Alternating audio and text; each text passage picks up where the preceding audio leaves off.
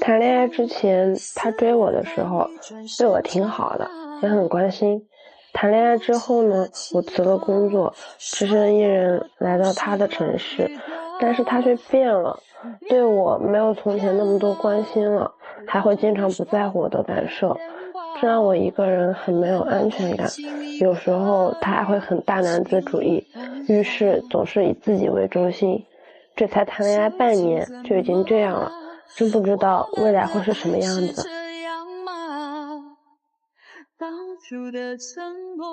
掌声有请这一对，有请男嘉宾黄先生25岁，来自安徽销售；女嘉宾付女士25岁，来自安徽销售。来，有请两位，有请，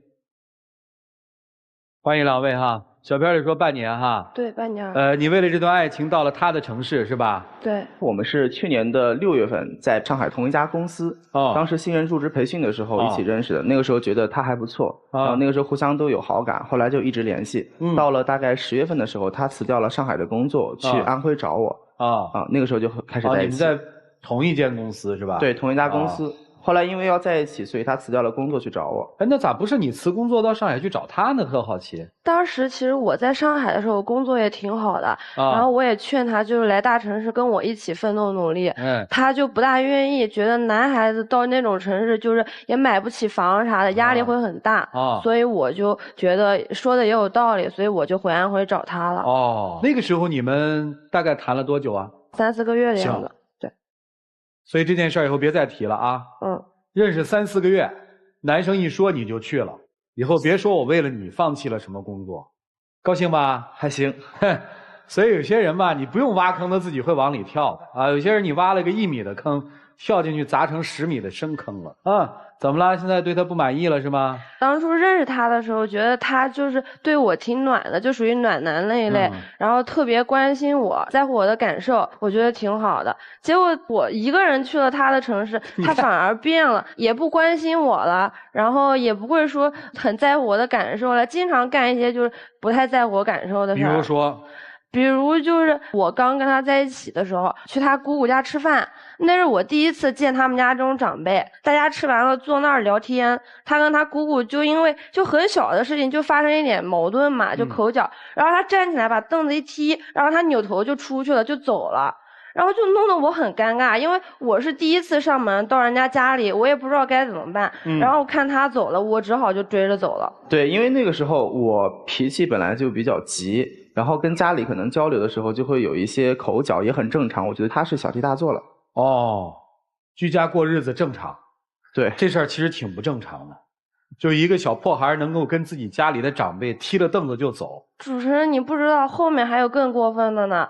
不是吵完架之后我们俩就出来了嘛，然后我就追他，我也就先劝他，对吧？然后后来我就跟他讲，我说我第一次来，我说你再有矛盾你也不能当着我面这样，对吧？然后我们俩就回他家去见他妈妈，跟他妈妈聊天，然后也是因为同样一件事又跟他妈妈吵架了，在他们家把杯子砸了，然后扭脸又走了，然后我又追着去，又尴尬一次。对，是因为同一件事情，因为跟家里啥事儿？买房子的事儿。谁买房？我买房。你花钱买呗，你摔杯子干嘛？就是跟家里可能意见相左，就是谁出钱？家里。家里出钱，你摔什么杯子呀？但是就是意见上面可能不是特别。你又不出钱，你还有什么意见吗？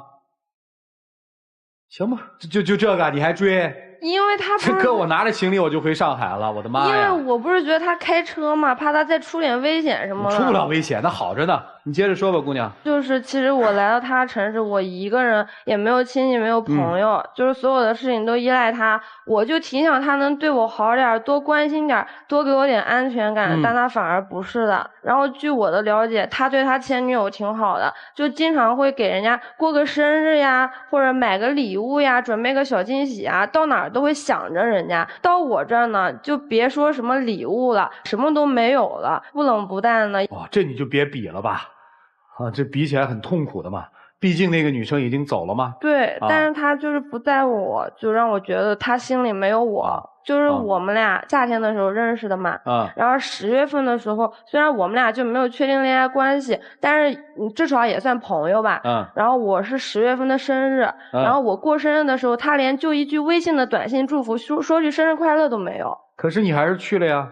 对，然后后来11月份的时候，他过生日，我就可给他就是买了很多礼物，还请他朋友什么吃了饭啊。就是我以为当初就是10月份咱俩没确定关系，你要说你对我就是不太上心，或者过生日没说，就是我也算了。然后你过生日的时候我就去了。但是你后面你总要做点改变呀，但是他以后就是也没有，我这跟他谈恋爱半年了，什么表示啥，就是什么都没有啊。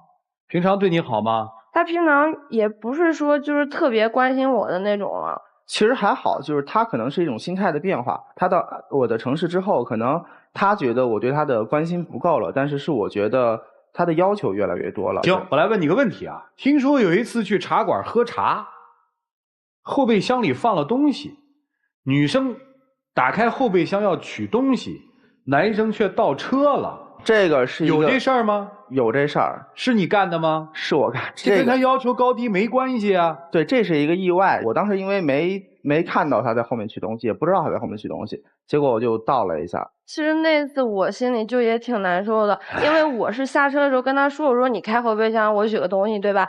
然后一般人你说你倒车影像，后面后备箱没关，你能不知道吗？结果他还倒车了，差点把我滚车轱辘里去，我吓死了，就拍那个车门嘛，让他停。结果他下来不是说第一时间关心我啊有没有撞到你怎么样，就冲我吼说啊，在我朋友面前那么不给我面子，还跟我大喊大叫的，知道吧？这就是刚才为什么一上来我就说你缺人教育你。我看了这个事儿，我特气。这是你女朋友啊？我其实对她挺好的，就是她讲的都是一些意外，我们俩在一起发生的一些小摩擦、小事件。其实我觉得我对她还是挺好的啊。对你好吗？对我也还行吧。然后就是，哼，所以就没办法了。你现在的姑娘，你真没办法。说吧，怎么对你好？我认识他的时候就觉得我们在一家公司嘛，我觉得他挺有责任心的，然后在公司业务方面也挺有上进心的。然后后来就是我通过他朋友同事了解，他也就毕业1年嘛，1年的时间，然后现在自己就是以自己的钱，就没花父母的钱买了车，工作方面就是也挺努力的，老板什么同事都很看好他，所以我觉得他就算潜力股吧。所以他不是对你好，是这股票上升的空间比较高。对，但他刚开始认识我，对我也很暖。我就说这半年来嘛，你们在一起这半年，对，然后一开始刚认识的时候，就我们俩也不是特别熟，对吧？就刚当朋友的时候，在上海，我穿了一双鞋特别磨脚，然后后来就是他每天早上遇到我的时候，说在一起之后，别说他追你的时候，在一起之后，他就是会策划我们俩出去玩啊，就是会带我出去跨年呀，去个哈尔滨什么的。女朋友好吗？我觉得还行，但是因为两个人在一起相处，可能摩擦跟矛盾是有的，所以我的脾气也很急躁，他的脾气也很急，所以有时候会经常有一些摩擦和矛盾。他说我脾气急，其实我觉得我脾气急都是有原因的，都是在他就是惹了我的前提下，我才会跟他发火。就像有一次吧，我们就是一起开车去跟朋友吃饭，然后我坐副驾上，然后下车的时候，我不小心把我胡萝卜的热水袋，然后掉他那边了，然后我就下去了，我就说下车可别踩着我东西，注意点。结果我刚说完这话，话音刚落，人家一脚就踩上去了。然后你说下来，我能不跟他发火吗？你妈妈喜欢他吗？我们家人对他挺满意的。你们家人见过他吗？见过。怎么样？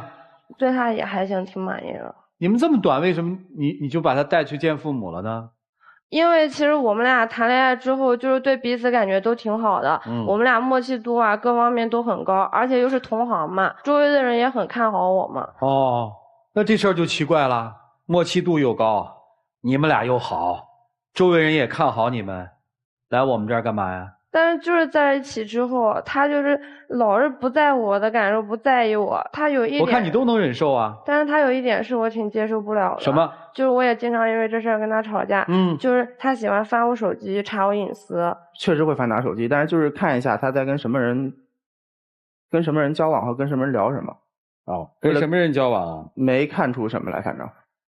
想看出什么呀？也不想看出什么，主要那看他干嘛呀？多了解一下。了解啥呀？脾气、性格什么的。现在了解了吗？了解了。能结婚了吗？我觉得行。非他不娶了哈。可是我觉得他不尊重我，查人隐私这方面，其实我挺烦这一点的。那该怎么办呢？我挺想就是老师们帮我说说，然后让他能改的。哦，让他能改，并不是要分开。来，一起进入丘比特问卷。在你们两个人身上，我真的没有看到一丁点儿爱情的那种激情和蠢蠢欲动的感觉。女孩说她现在不太在乎你了，她从来就没在乎过你啊。为什么？因为你把自己的价值贬得一文不值。还没开始正式交往，你就追随到人家的城市，送上门的买卖谁有不做的呀？一个女孩追随一个男孩到他的城市，我们可以理解为感情深。我为了你，我可以放弃我现在所有的一切，去追随你，追逐我的爱情。但是，追逐爱情的前提是什么？是你自己的能力。我做好对未来的一切打算和准备，是在你的城市，我可以有自己独立的人脉交往，我可以有自己经济的独立，我可以在这个城市立足。你只是我生活当中的一小部分，我的生活是海阔天空的。但如果你把这个男生当成了你在这个城市全部的原因，你从起点就输了。所以他会看不起你，不尊重你。你以为你付出就会得到回报，你以为你加倍付出就会感动他，不会的，你收到的回报只是伤心和眼泪。所以现在做好你自己该做的一切，做好独立的你自己，不要把所有的希望和寄托都放在他一个人的身上，不要把自己活得太狭隘了，好吗？至于男生，我不太想说什么，我觉得他就是典型的这种高分低能的被惯大的孩子。两件事嘛，踢凳子砸杯子。女孩，你通过这点也能折射出未来你真的成为他的家人，他也会这样对待你的，你能忍受得了吗？好好想想吧，啊，谢谢。如果说一开始的恋爱你所有表现出来对他的爱，在他看来是他投奔你的动力，而在你仅仅是技巧而已。如果连自己的父母长辈都不叫尊重的话，今后你拿什么动力去尊重这个女孩呢？还不赶紧走啊？太傻了！你看到的只是他的好，但他的好里面根本就没有你一份儿。工作再好，如果我是他的老板的话，我觉得这个员工我觉得很可怕，都不敢把重要的工作交给他，因为他很自私。我觉得你要正视自己，尊重别人，尊重每个人。你要相信自己做的每一件事情都在为自己的个人品牌在做推广，在做树立，不管是在家里还是在公司，不管是对外人还是朋友，不管是对爱人还是陌生的人，明白吗？所以要恋爱的话，先从做好自己开始吧，就这样。好，谢谢徐总。严老师，能对自己的长辈踢桌子、摔门走人，你这样的人谁敢托付终身？所以姑娘，才认识了没有多长时间，连你过生日人家都不知道送礼物的人，你就这么巴巴的跑来找他了，你得多欠考虑啊！来到这个地方，他倒车都要撞你身上了，下来还要骂你，你还说我们家人也同意啊，我还想和他在一起。我想你们今天可能是不会分开，但是未来的路是，如果你们结合在一起，哪天这个姑娘她长大了，她随着生活工作的阅历开始有了智慧，她和别的姑娘一样也会把你抛弃。如果说有一天这个先生学会了我在生活中要控制情绪，要学会和亲密关系相处的时候，把他们放在重要的位置，而不能那样发脾气的时候，那对不起，没有智慧的女人真的会被淘汰出局。所以你们两个的未来，其实我担心的不是说感情是否能继续，而是你们是否能够正视自己的问题，去成长。所以究竟在一起还是不在一起，你们首先要思考的不是感情，而是你们自己人生的道路怎么去提升。谢谢严老师。来，涂老师。有一个词叫精致的利己主义者，利己主义者就是自私，精致指的是什么意思？这一类人善于伪装，对生活有品味，对工作有追求，但是很自私。你第一眼是看不出这样的男人是自私的，甚至会觉得他挺优秀。彬彬有礼，对工作有要求，甚至对你很体贴。但是久而久之相处下来，你就会发现并不是那样。精致的利己主义者的形成的一个最重要原因是家庭的宠溺，姑姑宠着他，妈妈宠着他。你也是安徽的，他也是安徽的，对吗？你是安徽哪里？淮南。淮南，他是哪里？安庆。他是安庆，其实离得不是太远。你是准备嫁到他家里去吗？对。你也看到了他在家里的骄纵的样子，他对母亲都能那样，那么在那样的一个环境，大家都宠着他的情况之下，倒车都不顾你的安危，下来不是先问问你受伤了没有，而是骂你。你想想看，如果你在安庆，你会有好日子过吗？所以如果我是你，我现在回上海当初工作的地方，做我的工作，过我的生活。如果他是真正对工作有追求的人，敢于离开自己的家乡到上海去，脱离他家里的那个宠溺的环境，或许他还有一丝机会。你做得到吗？回上海？总而言之，我只想告诉你，如果你时常跟一个精致的利己主义者在一起，那你就很有可能成为他的附属，你在他的眼里将一文不值，这就是你的结局。如果这个时候你不再找到属于自己的生活和属于自己的尊严的话，你的下场不堪设想。男生，我告诉你，你有本事你就去上海，你离开你那个家。如果你对自己还真的有所要求的话，你老是蜷缩在你自己的家里面，在那样的保护之下颐指气使，其实对于你的成长来说是极为不利。身边都是一帮子宠着你的人，你完全看不到真实的自己。如果你真的是想做一个优秀的男人的话，你不应该留在当地。听明白了没有？明白。就这样。人生是这样的，什么叫潜力股？我告诉你啊，他如果在一个上升的行业通道里面，那个行业本身的收入就很高，跟他自己的努力没关系的。一个行业的平均工资标准是月薪2万块钱，他进入到这个行业是月薪2万，不代表他的能力就高。另一个行业的工资标准就是月薪3000，他在那儿不代表他能力不强。工作1年买个车，这什么车呀？全款贷款呀，好多开车人都贷款。我要说的是，我们在生活里面被很多假象都骗了。恋爱当中其实有的时候就是个贪字啊。我不知道你贪这个小子身上什么东西，因为他显然对你不好。其实在你整个的讲述里面，真没有听出来他是怎么对你好，一点都没听出来。考虑吧，不是非要拆散你们。好吧，祝你们幸福吧，一起进入那几天喝古方红糖真情60秒。其实我很感动，你能够离开上海，辞掉自己的工作，离开自己的生活，去我的城市找我。也许是我自己对于未来的把握还不够，也许是我真的对你不够关心。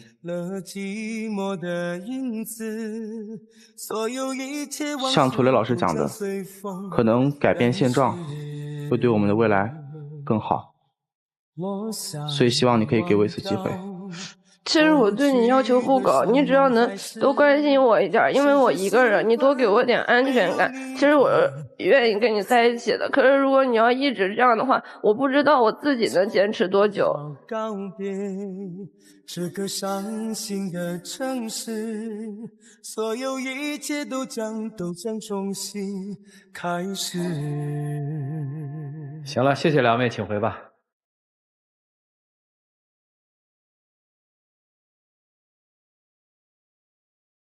就在一起，谁让我们相遇？风的日子，我们一起相依。我会亲着你，我会纵容你。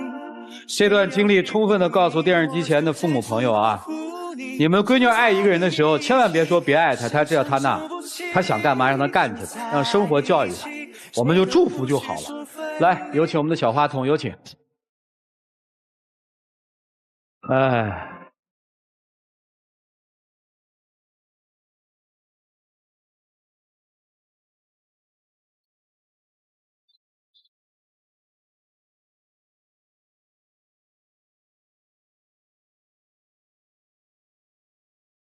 也许成长对我们来说都是痛苦的，但我想通过这期节目，我们俩都应该学会去成长，也许对我们的未来和我们的爱情都会有好处。我一直对你都挺看好的，我也想跟你有一个很好的未来，我希望你能对我好点。拉长幸福距离，来填满回忆，在爱里的来，未来变得那么清晰。谢谢两位啊，啊，祝你们开心，请回啊。无法呼吸，爱本来就没什么逻辑，也许是不